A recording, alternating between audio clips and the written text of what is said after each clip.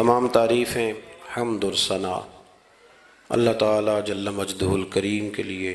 درود و سلام نبی اکرم نور مجسم شفیع معظم احمد مجتبیٰ جناب حضرت محمد مصطفیٰ صلی اللہ تعالیٰ علیہ وسلم کی ذات والا صفات کے لیے حمد و صلات کے بعد، عزیز دوستو، بزرگوں، بھائیوں، اللہ تبارک و تعالیٰ نے قرآن حکیم میں نبی رحمت صلی اللہ تعالیٰ علیہ وسلم کی عظمتوں کا، شانوں کا، بلندیوں کا ذکر فرمایا ہے۔ امت مسلمہ نے اور امت کے مفسرین نے، علماء نے نبی پاک صلی اللہ تعالیٰ علیہ وسلم کی ہر عظمت پر، سید عالم صلی اللہ تعالیٰ علیہ وسلم کو عطا کی گئی ہر شان پر تفصیل سے کلام فرمایا۔ ہمارے بزرگوں نے سید عالم علیہ السلام کی عظمتوں کو کھول کھول کر امت کو سنایا اور بتایا، لیکن پھر بھی بہت سارے پہلو تشنا ہیں، اور جیسے جیسے وقت گزرتا جائے گا امت تک حضور سید عالم علیہ السلام کی عظمتوں کو پہنچایا جاتا رہے گا اور لوگ اس سے استفادہ کرتے رہیں گے۔ قرآن مجید میں اللہ تعالیٰ نے ارشاد فرمایا کہ یا ایھا النبی انا ارسلناک شاہدا ومبشرا ونذیرا، اے محبوب علیہ السلام، بے شک ہم نے آپ کو گواہ بنا کے بھیجا ہے، خوشخبری دینے والا بنا کے بھیجا ہے، اور ڈر سنانے والا بنا کے بھیجا۔ پھر فرمایا وَدَاعِيًا إِلَى اللَّهِ بِإِذْنِهِ، اور ہم نے آپ کو اللہ کی طرف دعوت دینے والا بنا کے بھیجا ہے اس کے اذن کے ساتھ، وَسِرَاجًا مُنِيرًا، اور آپ کو چمکتا ہوا آفتاب بنا کے بھیجا ہے۔ دنیا کے اندر انسان میں جو چیز اسے رغبت دیتی ہے، جو اس کو عمل پر ابھارتی ہے، وہ اس کا عقیدہ اور اس کی سوچ ہوتی ہے۔ انسان کے جو افکار ہوتے ہیں نا، جو اس کی سوچیں ہوتی ہیں، وہ اس کے عمل کو مرتب کرتی ہیں۔ انسان کا جس طرح کا نظریہ ہوتا ہے، پھر وہ زندگی میں عمل بھی اسی طرح کے کرتا ہے، لوگوں کے بیچ رہ کے وہ وقت بھی اسی طرح ہی گزارتا ہے۔ قریش مکہ اور حضور سید عالم صلی اللہ تعالیٰ علیہ وسلم سے جو پہلے کے لوگ تھے، ان کے افکار بہت ساری خرابیوں کا شکار ہو گئے تھے، فکری کمزوریاں پیدا ہو گئی تھی، مختلف قسم کی اوہام پرستی کا وہ شکار تھے، توہمات میں الجھ گئے تھے۔ حج کا موقع آیا ہے تو اب انہوں نے قبولیت کا یہ نظریہ گھڑ لیا ہے کہ ننگے ہو کے معاذ اللہ طواف کریں گے بیت اللہ کا۔ قربانی کا موقع آیا ہے تو جانوروں کا خون دیواروں کے ساتھ لگائیں گے خانہ کعبہ کی۔ اور قرآن حکیم ہمیں یہ بھی بتلاتا ہے کہ جب حج کر کے لوٹتے ہیں تو اب دروازوں سے نہیں گزرنا، اب ہم نے کوئی اور رستے پھلانگ کے گھروں میں آنا ہے، اس لیے کہ ہم نیک ہو کے آئیں۔ تو مختلف قسم کی توہمات انہوں نے گڑھ لی تھی، اللہ تبارک و تعالیٰ کی ذات کے بارے میں بھی، انبیاء کرام علیہ السلام کے بارے میں بھی۔ قرآن مجید ہمیں کہتا ہے کہ یہودیوں نے جناب عزیر علیہ السلام کو اللہ کا بیٹا کہا، عیسائیوں نے معاذ اللہ حضرت عیسیٰ علیہ السلام کو اللہ کا بیٹا کہا۔ تو افکار کے اندر جب انسان کے بہت زیادہ خرابیاں آ جاتی ہیں، یعنی ایک آدمی کا ذہن بن گیا نا سارے لوگ چور ہی ہیں، تو پھر کسی سے دوستی کرنا، کسی کے ساتھ چلنا، وقت گزارنا اس کے لیے دشوار ہی نہیں، محال بھی ہو جاتا ہے۔ اور اگر انسان محسوس کرنے لگتا ہے نا کہ یار نہیں، ایسا نہیں ہے، یہ میرے رسول کریم کی امت ہے، اور حضور علیہ السلام نے فرمایا میری امت کبھی گمراہی پر جمع نہیں ہوگی، تو امت میں خیر ہے، ہمیں خیر کو تلاش کرنا چاہیے۔ پھر انسان آہستہ آہستہ نرم ہونے لگتا ہے، لوگوں کو گنجائش دینے لگتا ہے، اور ان کی باتوں کو، ان کی کمزوریوں پر وہ استدلال کرتا ہے کہ یہاں کمزور پڑ گئے ہوں گے، یہاں یہ مسئلہ ہو گیا ہوگا۔ وہ کسی نے کہا تھا کہ جانے کس عمر میں جائے گی یہ عادت میری، روٹھنا اس سے تو اوروں سے الجھتے پھرنا۔ کئی دفعہ یوں بھی ہوتا ہے۔ تو ہمارے ہاں افکار میں اگر حسن رہے، تازگی رہے، خوبصورتی رہے۔ اب بھی کچھ لوگ ایسے ہیں جو اعتدال کا رستہ چھوڑ جاتے ہیں۔ صوفیاء کی جماعت میں جب سے ملنگوں نے قدم رکھا ہے، اور بہت سارے ایسے لوگ جو کہتے ہیں کہ نہیں تمہیں نہیں پتہ، بات معرفت کی ہے، تو ان لوگوں نے بھی خرابی پیدا کر دی۔ پھر اس کا نقصان یہ ہوا کہ کچھ دانشوروں نے، شعراء نے، سیاستدانوں نے معاذ اللہ یہاں تک کہنا شروع کر دیا کہ جو جس کو بھی پکارتا ہے کسی نہ کسی روپ میں اللہ کو ہی پکارتا ہے۔ افکار میلے کر دیے، بھئی اگر جس کو بھی جو پکارا جا رہا تھا تو وہ معاذ اللہ اللہ کو ہی پکارا جا رہا تھا، جس کے سامنے جو جھکتا تھا تو کوئی نہ کوئی اس کے ہاں توحید پائی ہی جاتی تھی، تو پھر اللہ کے رسول بتوں کے خلاف کیوں جہاد کرتے رہے؟ پھر لا الہ الا اللہ کا کیا معنی ہوا؟ تو ایک تو وہ طبقہ آیا، پھر ایک الحاد اور بے دینی کا رویہ کچھ لوگوں نے یہ بھی اختیار کیا کہ معاذ اللہ انہوں نے مسبب الاسباب کی بجائے لوگوں کو اسباب پر زیادہ توکل کرنے کا معاذ اللہ درس دیا، دعاؤں سے کام نہیں چلتا، خالی نعروں سے بات نہیں بنتی۔ اس کو یہاں تک لے گئے کہ اگر آج انہیں حضور کا کوئی معجزہ بتایا جائے، کسی کرامت کی بات کی جائے، اللہ تبارک و تعالیٰ کی طرف سے عطا کردہ کسی انہونی ایسی بات میں جس میں خالصتاً قدرت الہی کا دخل ہو، تو ان لوگوں کے لیے ماننا مشکل ہو جاتا ہے، کیونکہ انہوں نے زور ہی اس بات پہ دے دیا ہے۔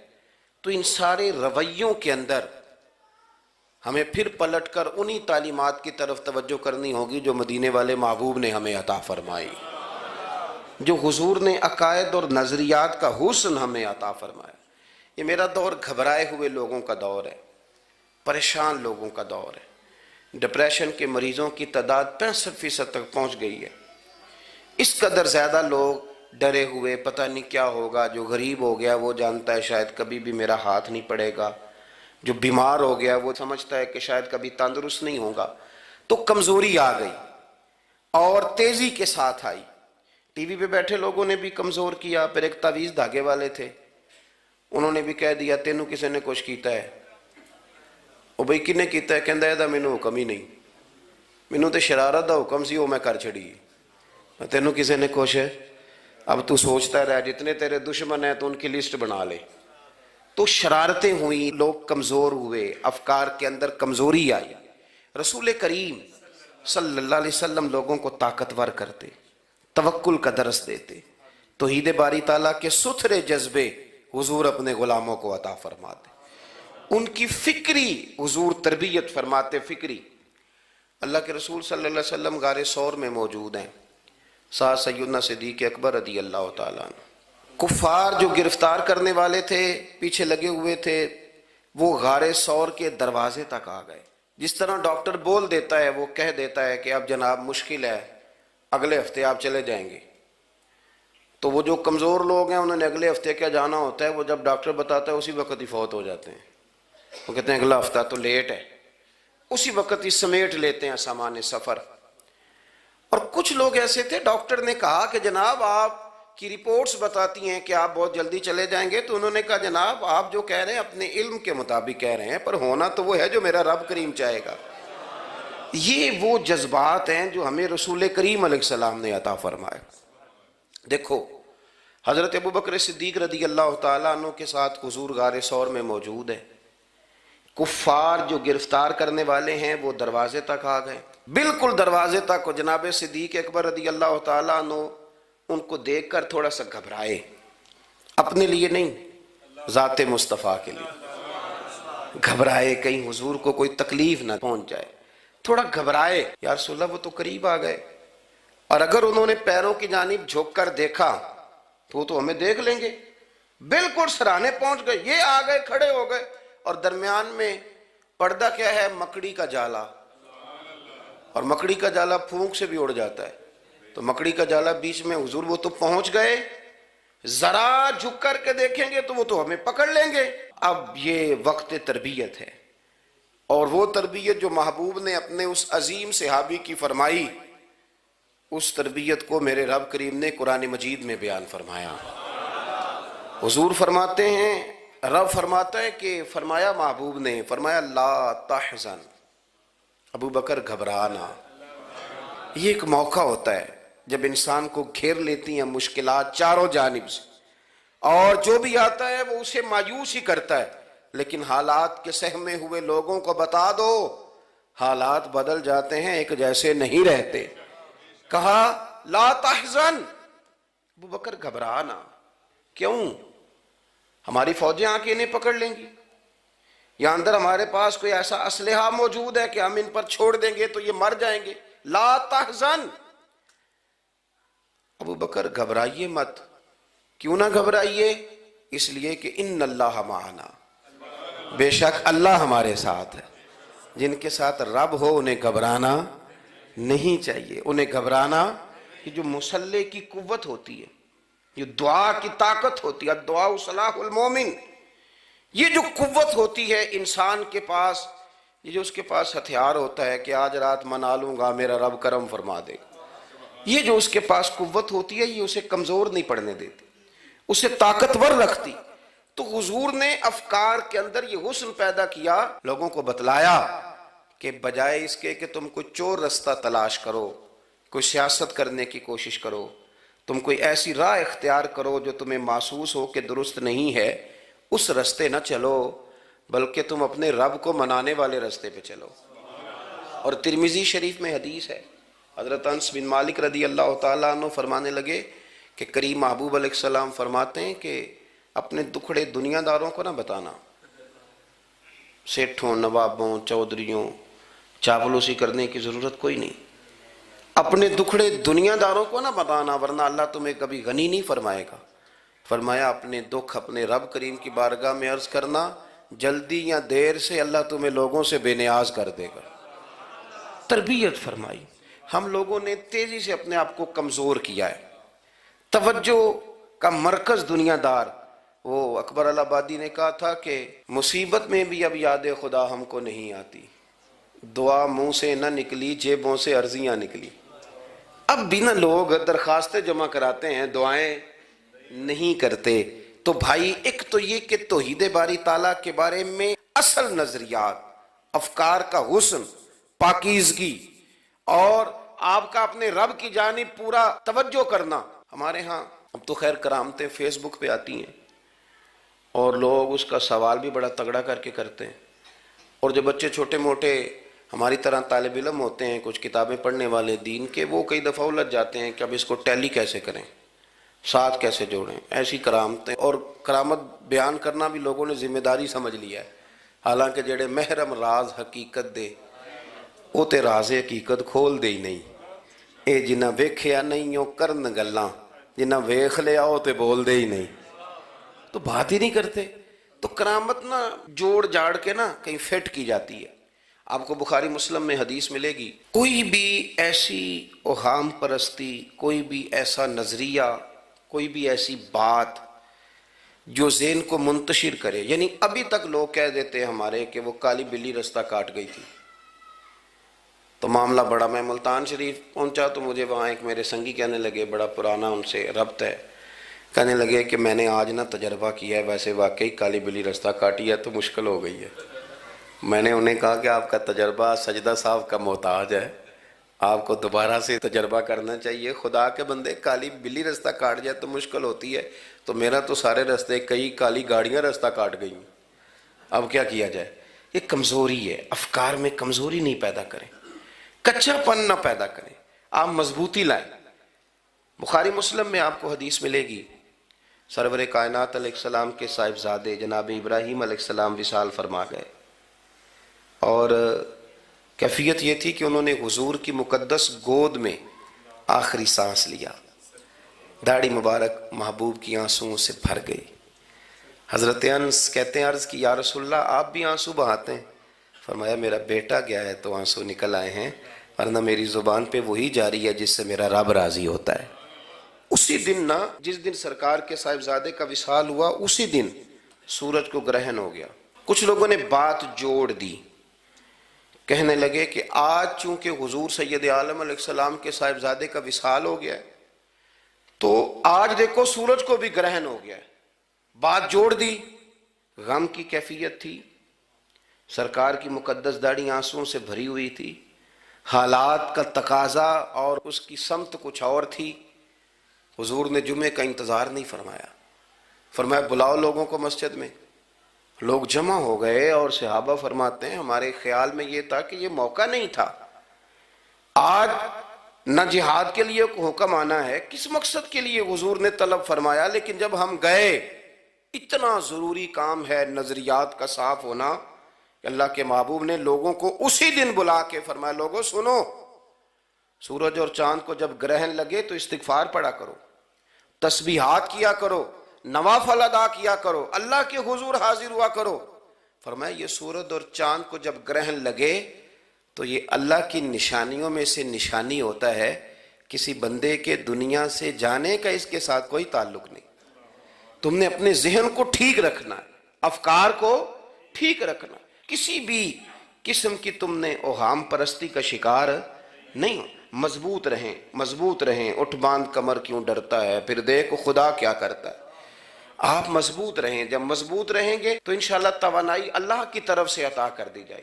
دوسری بات، نبی پاک صلی اللہ تعالیٰ علیہ وسلم نے نا تمام انبیاء کرام علیہم السلام کے بارے میں لوگوں کے ذہنوں کی اصلاح کی۔ آپ کبھی قرآن حکیم کا مطالعہ فرمائیں، احادیث مبارکہ کو پڑھیں تو میرے محبوب کریم کی شان یہ ہے کہ حضور نا انبیاء کی شانیں بیان کرتے ہیں۔ حضرت موسیٰ کلیم اللہ ہیں، کس نے ہمیں بتایا؟ قرآن و حدیث نے بتایا۔ شانیں بیان کی نبیوں کی، عظمتیں بیان کی۔ حضرت ابراہیم خلیل اللہ ہیں، یہ ہمیں قرآن نے بتایا، حضور نے بتایا، لیکن ساتھ ہمیں یہ بھی بتایا کہ ہیں یہ اللہ کے بندے، ہیں یہ اللہ کے رسول۔ نبی پاک صلی اللہ تعالیٰ علیہ وسلم نے افکار اور نظریات انبیاء کے بارے میں لوگوں کے درست فرمائے۔ مجموع الزوائد میں حضرت مولا علی شیر خدا رضی اللہ تعالیٰ عنہ کی حدیث مروی ہے، ایک بدو آ گیا حضور کی بارگاہ میں کچھ مانگنے کے لیے۔ مولا کائنات رضی اللہ تعالیٰ عنہ فرماتے ہیں سرکار جب کسی بات کا جواب نہ دینا چاہتے تھے تو خاموش ہو جاتے تھے، کچھ دیر خاموش رہتے تھے، اور حضور کا خاموش رہنا بھی ہمارے محدثین نے محفوظ کیا ہے۔ اقسام حدیث میں سے ایک حدیث ہے جسے حدیث تقریری کہا جاتا ہے، وہ حدیث ہے جس میں حضور خاموش رہے، کوئی کام کیا گیا تو سرکار خاموش رہے۔ حضرت مولا علی کہتے ہیں حضور نہ خاموش ہو گئے، لیکن چونکہ دیہاتی تھا، سادہ تھا، اس نے جب بار بار گفتگو چھیڑنا چاہی تو پھر حضور نے فرمایا چل پھر مانگ لے کیا مانگتا ہے، مانگ لے پھر کیا مانگتا ہے، کر سوال۔ دیہاتی تھا، سادہ آدمی تھا۔ مولا کائنات فرماتے ہیں ہمیں یوں لگا کہ اب نہ یہ آخرت اپنی سوار جائے گا، جنت کا سوال کرے گا، لیکن بڑا ہی سادہ تھا۔ مانگنے پہ بھی آیا تو کیا مانگا؟ کہنے لگا یا رسول اللہ صلی اللہ علیہ وسلم میں نے سفر کرنا ہے، مجھے ایک اونٹنی عطا کر دیتے۔ حضرت سلطان باہو سے کسی نے کہا کہ بڑے لوگ مرید ہوتے ہیں، تو فرمانے لگے رابطہ طالب کوئی نہیں ملیا، جو ملیا طالب زرد آؤ۔ تو بہت سارے لوگ ایسے آتے ہیں جو کامل شیخ کے پاس بھی آ کے کہتے ہیں دکان کوئی نہیں چلتی، یہ تو کسی سیٹ سے مشورہ کر لیتے، کاروبار چلانے کا آپ کو ڈھنگ بتا دیتا۔ یہ یہاں آ کے بھی آپ نے یہی سوال کیا، نہیں یہاں پہنچ کے بھی یہی سوال۔ تو نبی پاک صلی اللہ تعالیٰ علیہ وسلم سے کہنے لگا ایک اونٹ دے دیں آنے جانے کے لیے۔ حضرت علی کہتے ہیں ہمیں بڑا افسوس ہوا، یار تو آیا کہاں پہ ہے اور تو مانگ کیا رہا ہے؟ تو بارگاہ دیکھ اور اپنا سوال دیکھ، تو کہاں کھڑا ہے، کیا مانگ رہا ہے؟ حضور مسکرائے اور مسکرا کر کے فرمایا کہ اونٹ تجھے دیا، چل کچھ اور بھی مانگ لے۔ حضرت علی کہتے ہیں ہم نے کہا اب جنت مانگے گا یہ حضور سے؟ تو بڑا ہی بھولا تھا، کہنے لگا جی اگر آپ کچھ اور بھی دینا چاہتے ہیں تو اونٹ پہ ڈالنے کے لیے کجاوا بھی دے دیں۔ تو حضرت مولا علی شیر خدا فرماتے ہیں ہمیں پھر بڑا افسوس ہوا کہ یار دیکھو اتنا چانس ملا ہے پھر کھو دیا ہے۔ رسول کریم علیہ السلام بھی مسکرائے، اور سرور کائنات کی جو مسکراہٹ ہوتی تھی وہ نہ خوشیاں تقسیم کرتی تھی۔ اعلیٰ حضرت رحمت اللہ علیہ فرماتے ہیں جس کی تسکین سے روتے ہوئے ہنس پڑے، جس کی تسکین سے روتے۔ اب یہاں سوال پیدا ہوتا تھا کہ پھر اس مسکراہٹ کے لیے تو انتظار کرنا پڑتا ہوگا کہ حضور مسکرائیں تو روتے ہوئے ہنسیں، تو اگلا شعر بھی ہے اور جواب بھی ہے۔ فرمانے لگے جس کی تسکین سے روتے ہوئے ہنس پڑیں اس تبسم کی عادت پہ لاکھوں سلام۔ یہ تو عادت ہے حضور کی، یہ تو عادت ہے مسکراتے رہنا۔ تو حضور بھی زیر لب مسکرائے۔ تیسری دفعہ میرے کریم نے پھر فرمایا چل مانگ لے کچھ، تجھے ایک چانس اور دیتے ہیں۔ پر مولا کائنات فرماتے ہیں بڑا ہی بھولا تھا، تیسرا چانس ملا، گویا گولڈن چانس ملا، لیکن پھر بھی وہیں کا وہیں رہ گیا۔ کہنے لگا ٹھیک ہے اگر آپ کچھ اور بھی دینا چاہتے ہیں تو میرا سفر لمبا آنے جانے کا خرچہ بھی دے دے۔ اللہ اکبر۔ اب حضور عقائد کی بابت بتانے لگے کہ رسالت کے بارے میں، محبوب کے بارے میں عقیدہ کیسا ہونا چاہیے. تو حضور علیہ السلام فرمانے لگے تجھ سے تو وہ بنی اسرائیل کی بڑھیا ہی اچھی تھی. یا رسول اللہ صلی اللہ علیہ وسلم کون سی؟ تو حضور فرمانے لگے جناب موسیٰ علیہ السلام کو حکم ہوا ہجرت کریں تو آپ جانے لگے. تو پھر ارشاد خداوندی ہوا کہ جہاں حضرت یوسف علیہ السلام مدفون ہے، آپ کا مزار پر انوار ہے، اگر آپ کو جانا ہے تو پھر ان کے تابوت کو بھی آپ نکال کر کے ساتھ لے جائیں. حضرت سیدنا موسیٰ علیہ السلام نے لوگوں سے پوچھا تمہیں پتہ ہے جناب یوسف کا مزار کہاں ہے؟ کسی کو نہیں پتا. ایک بوڑھی اماں ہے ضعیف العمر، اس کو خبر ہے. حضرت موسیٰ علیہ السلام نے اس سے کہا اماں تو بتائے گی کہ حضرت یوسف کا مزار کہاں ہے؟ تو کہنے لگی بتاؤں گی پر مفت نہیں بتاؤں گی. یہ حضور بیان کر رہے ہیں، بتاؤں گی پر فری میں نہیں بتاؤں گی، میں نا مفت تھوڑی بتاؤں گی. فرمایا چل تو اپنی قیمت بتا بتانے کی. تو کہنے لگی میں اس شرط پہ جناب یوسف کے مزار کا پتہ بتاؤں گی کہ آپ مجھے جنت میں وہ والا گھر دیں گے جس کے پڑوسی جناب موسیٰ علیہ السلام ہوں. آپ کے پڑوس میں گھر چاہیے. تجھ سے تجھی کو مانگ کے میں نے مانگ لی ساری کائنات. وہ والا مکان چاہیے جس کے پڑوسی آپ ہوں. تو حضرت موسیٰ کلیم فرمانے لگے اماں چل جنت مانگ، تو نبیوں کے قریب مکان مانگ رہی ہے، وہ تو بڑا اونچا درجہ ہوگا، تو بڑی دور پہنچ گئی، اتنی بڑی سوسائٹی میں پلاٹ مانگ لیے، وہاں پہنچ گئی. تو بوڑھی کہنے لگی ٹھیک ہے پھر اگر یہ معاملہ ہے تو پھر ختم ہو گئی بات. اگر آپ نہیں بتاتے تو جائے میں بھی نہیں پتہ بتاتی. جب وہ اڑ گئی، ٹھہر گئی، اور اڑی بھی کس طرح؟ یہ بھی میرے اللہ کی توفیق. میری طلب بھی تو تیرے کرم کا صدقہ ہے، میری طلب بھی تو تیرے کرم کا صدقہ ہے. یہ پاؤں اٹھتے نہیں بلکہ یہ اٹھائے جاتے ہیں. تو وہ کہنے لگی میں نہیں پھر بتاتی، آپ کسی اور سے پوچھ لیں. جناب موسیٰ خاموش ہوئے تو ارشاد خداوندی ہوا کلیم اپنے پڑوس میں مکان دینے کا وعدہ آپ کر لیں اور مکان انہیں میں عطا کر دوں گا. تو حضور سید عالم صلی اللہ تعالی علیہ وسلم نے اس بدو کی موجودگی میں تربیت فرمائی صحابہ کی. یہ چیزیں بھی حضور نے عطا فرمائی. لیکن جب تمہیں کہا جائے مانگو تو پھر یہ کریم رسول کا دروازہ ہے. مانگیں گے مانگے جائیں گے اور منہ مانگی پائیں گے. سرکار میں نہ لا ہے نہ حاجت اگر کی. تو افکار کا حسن، نظریات کی پاکیزگی. ہمارے ہاں نا آج کل جو ہمیں لیکچر دیے جاتے ہیں نا، بالخصوص جو طلباء سائنس پڑھتے ہیں تو وہ جب سوالات اٹھاتے ہیں تو اس میں کچھ ایسی چیزیں بھی آتی ہیں. یہ ابھی کورونا کے حالات جب پچھلے دنوں چل رہے تھے تو اس وقت 2-3 قسم کے لوگ ہوئے. ایک تو وہ ہوتے ہیں جو بالکل نہیں ڈرتے، کہتے ہیں چھوڑو جو ہوگا دیکھا جائے گا. اور ایک وہ ہوتے ہیں جو اتنا ڈرتے ہیں کہ بیچارے اپنے سائے سے بھی ڈرنے لگ جاتے ہیں. تو یہ دونوں باتیں جو ہیں یہ درست نہیں ہیں. درست کیا ہے کہ آپ احتیاط بھی کریں گے پر بھروسہ اپنے رب کریم کی ذات پر کریں گے، بھروسہ اللہ پر. تو لوگوں کو ڈرایا جاتا ہے اور جو خوف پھیلایا جاتا ہے ہمارے ہاں وہ بڑا عجیب قسم کا انداز ہے. قبر کو کھڑکی کوئی نہیں ہوتی، دروازہ کوئی نہیں ہوتا، آکسیجن کیسے جائے گی. یا آپ کبھی ٹویٹر پر مختلف بڑے لوگوں کے پیغامات دیکھیں تو موت کے بارے میں جب وہ چیزیں شیئر کرتے ہیں تو عجیب سا رنگ اس کا محسوس ہوتا ہے کہ اللہ جانے یہ بیچارہ کہاں کھڑا ہو گیا ہے. اور خوف، اور لوگ اس کا ذہن بنا کے ڈرتے ہیں. ڈرنا چاہیے، ضرور ڈرنا چاہیے، لیکن ایک بات یاد رکھیں، حضرت مولا علی فرمایا کرتے تھے کہ ڈرنا تو اپنے اعمال سے چاہیے اور ان کو درست کرنا چاہیے. ڈرنا تو اس چیز سے چاہیے کہ کیا ہم نے وہ رستہ اختیار کیا ہے جو قبر کو بالکل تنگ کر دے گا، جو جہنم کے گڑھوں میں سے گڑھا بنا دے گا.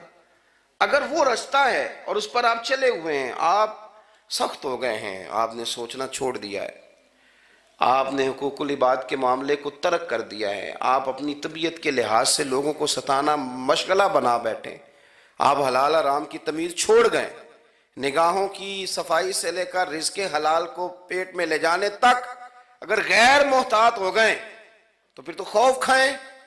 لیکن یہاں ان نظریات کی بابت جو حضور نے ہماری تربیت فرمائی، تو حضور نے ہمیں یہ نہیں فرمایا کہ میرا مومن ہو تو تم اسے کھڈے میں چھوڑ آؤ گے، ہو زندگی تقوی اور محتاط رہ کر گزارنے والا اور تم اسے کھڈے میں چھوڑ آؤ. یہ نہیں ہے، بلکہ فرمایا جو میرے مومن کی قبر ہوتی ہے روضۃ من ریاض الجنہ، وہ تم اسے نا کھڈے میں نہیں چھوڑ کے آئے، باغ میں چھوڑ کے آئے ہو. آپ باغ کا تصور کریں پھر قبر کو سوچیں.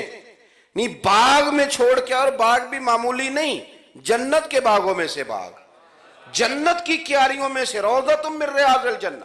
اب ذرا اس اینگل سے آپ اپنی قبر کو سوچیں، اس رویے کے ساتھ کہ اگر قبر آپ کی جنت کا باغ ہے تو باغ میں جاتے بندہ ڈرتا تو نہیں، اور باغ اتنا حسین ہے کہ جس میں پہلی آنکھ کھلے گی تو پہلی نظر اٹھے گی تو مدینے والے محبوب کا چہرہ نور نظر آئے گا. اتنا شاندار باغ ہے. آپ اس کی رعنائی، اس کا حسن اور اس کی خوشبو کو ملاحظہ فرمائیں. تو حضور نے نا ہماری تربیت فرمائی. میں اکثر کہا کرتا ہوں احباب سے کہ انسان 10-15 سال کے بعد پردیس سے واپس لوٹے اور ماں اگر موجود ہو نا گھر میں، اتنا تگڑا استقبال کرتی ہے کہ مزہ آ جاتا ہے. اس کا بس نہیں چلتا، مکان بھی نہیں بنا دے، فلانی چیز بھی نہیں لے آؤ، میرا پتر آ رہا ہے، فلانی بھی. تو سالوں بعد بندہ گھر لوٹے تو ماں اتنا استقبال نہیں کرتی جتنا قبر میں اللہ کی رحمت بندے کا استقبال کرتی. اس لیے جب یہ سوچ بن گئی تھی نا صحابہ کی حصول جنت کی، تو پھر ان کو لگاؤ ہو گیا تھا. پھر دنیا کی زندگی، جاہ و جلال، مال و دولت اتنا زیادہ وقت نہیں رکھتا تھا ان کی نظر میں. پھر وہ سمجھ گئے تھے اس بات کو کہ کن فی الدنیا کانک غریب و عابر سبیل. سمجھ گئے تھے کہ یہ مسافر ہیں ہم یہاں. اور وہ پھر اتنا زیادہ اپنے ذہن پہ چیزوں کو سوار نہیں کرتے تھے، محسوس کرتے تھے کہ اتنی زندگی ان کی ہے، اتنی زندگی ان کی گزر گئی ہے، محسوس کرتے تھے. اور اس پر پھر وہ جو فوکس کرتے تھے وہ آخرت کے لیے کرتے تھے. ایک خاتون حضور کی بارگاہ میں حاضر ہوئی. یہ بھی سیاستہ میں آپ کو روایت ملے گی، بہت ساری کتابوں میں ہے لیکن اس کی اصل آپ کو بخاری شریف میں ملے گی. حضرت ابو ہریرہ رضی اللہ تعالیٰ عنہ فرماتے ہیں کہ خاتون آئی تو اس نے آ کر نا بڑے درد کے ساتھ حضور کی بارگاہ میں استغاثہ پیش کیا. عرض کرنے لگی یا رسول اللہ صلی اللہ علیہ وسلم، میں نا مرگی کی مریض ہوں اور بڑی تکلیف میں ہوں. یہ جو مرگی کا مرض ہوتا ہے یہ اعصابی بھی ہے، جسمانی بھی ہے. ذہن کو کنٹرول کرتا ہے اور انسان جسمانی طور پر بھی بالکل اس وقت جب دورہ ہوتا ہے مفلوج ہو جاتا ہے، ذہنی طور پر بھی خوشی غمی آنا جانا دشوار ہو جاتا ہے انسان کے لیے. تو وہ خاتون عرض کرتی ہے یا رسول اللہ صلی اللہ علیہ وسلم، مجھے مرگی ہے، کریم آپ دعا فرمائیں رب مجھے شفا عطا کر دے. حضور دعا فرما دیا کرتے، اللہ تعالیٰ نے میرے محبوب کے وجود کو شفا بنایا. لعاب دہن مولا علی کی آنکھوں پہ لگائیں تو رب کریم فوراً شفا عطا فرمائے. لیکن حضور نا تربیت جب کرتے نا، تربیت لوگوں کے بیچ، تو پھر نظریات کو، عقائد کو، افکار کو حضور غسل دیتے، وضو کراتے. یہاں بھی سرکار نے صحابہ کے بیچ اس خاتون سے گفتگو فرمائی اور حضور فرمانے لگے اگر تو کہے تو میں دعا کرتا ہوں رب تجھے شفا دے دے گا. حضور فرمانے لگے اگر تو کہے میں دعا کرتا ہوں اللہ شفا دے گا. اور فرمایا اگر تو کرے صبر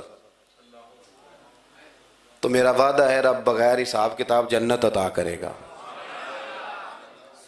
اب یہ سوچ ہے، یعنی ہمیں جب چانس ملتا ہے دنیا اور آخرت میں چیزوں کو عکس کرنے کا تو آپ نظر دوڑا لیں دائیں بائیں کہ لوگوں نے توجہات کہاں اپنی مرکوز کی ہوئی. حضور نے فرمایا اگر تو کہے تو رب کریم ہے وہ شفا دے گا، میں دعا کروں گا. اور اگر تو صبر کرے، مانا کیا کہ اگر تو مرگی کے ساتھ ہی گزارا کرے، اس کے ساتھ ہی وقت بتائے تو پھر رب تجھے جنت دے گا. یہ سمجھ لیں بات، اس پر غور کریں.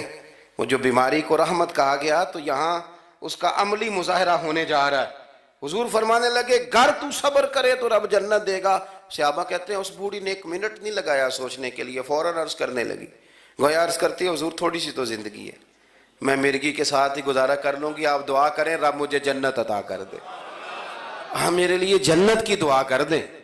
تو صحابہ فرماتے ہیں حضور نے دعا کر دی، گویا وعدہ ہو گیا جنت کا. وہ عرض کرتی ہے یا رسول اللہ صلی اللہ علیہ وسلم جب مرگی ہوتی ہے تو میرے وجود سے کپڑا ہٹ جاتا ہے، ستر کا مسئلہ بنتا ہے، اس کے لیے آپ ضرور اللہ کے حضور عرض کریں. تو سرکار نے دعا کر دی. صحابہ فرماتے ہیں کہ وہ دیر تک موجود رہیں، دیر تک. حضرت عثمان غنی کے زمانہ مبارکہ تھا، وہ بوڑھی موجود رہیں. جب بھی انہیں مرگی ہوتی تھی کپڑا اپنی جگہ پہ موجود رہتا تھا. اور جب ہم سے کوئی کسی جنتی کو دیکھنے کا سوال کرتا تھا تو ہم کہتے تھے اس بوڑھی کو دیکھ لو، اسے دنیا میں ہی حضور نے جنت کی بشارت عطا فرمائی. تو جو سمجھنے کی بات ہے وہ یہ ہے توحید، رسالت، قبر، حشر، اس کے بارے میں اپنے نظریات کو صاف ستھرا رکھیں۔ وقت تیزی سے بیت رہا ہے، وقت جو اپنی اس کی سپیڈ ہے اس کے ساتھ وہ گزر رہا، قریب ہوتے جا رہے ہیں لوگ قبر کے، آخرت کے۔ کرنے کا کام یہ ہے کہ ہمارے نظریات وہ ہوں جو ہمیں رسول کریم نے عطا فرمائے۔ حضرت فاروق اعظم رضی اللہ تعالیٰ عنہ جیسے دلیر آدمی حضور کے مقدس وجود پر موٹے بان کی چارپائی کے نشان دیکھ کے جب روئے ہیں تو حضور نے وہاں بھی تربیت فرمائی ہے۔ فرمایا عمر کیا تم پسند نہیں کرتے کہ اللہ آخرت کی ساری شانیں ہمیں ہی عطا کرے، اور دنیا میں ہم تھوڑی سی مشکل دیکھ لیں تو ان چیزوں کو ہم نے سمجھنا ہے۔ یہ چیزیں ہمیں جینے میں آسانی پیدا کریں گی، ہمارے لیے مددگار ثابت ہوں گی، ہمارے افکار کو یہ تازہ رکھیں گے۔ پھر بہت زیادہ الجھاؤ، بہت زیادہ پریشان ہونا، بہت زیادہ ڈپریشن کا شکار ہونا، بہت زیادہ ہمارا دنیاوی معاملات کے اندر تفکر کرنا، یہ ہمیں کمزور نہیں کرے گا بلکہ ہم توانا رہیں گے۔ اللہ کے حضور دعا ہے مالک کریم کہی ہوئی باتوں کو قبولیت کا درجہ عطا فرمائے۔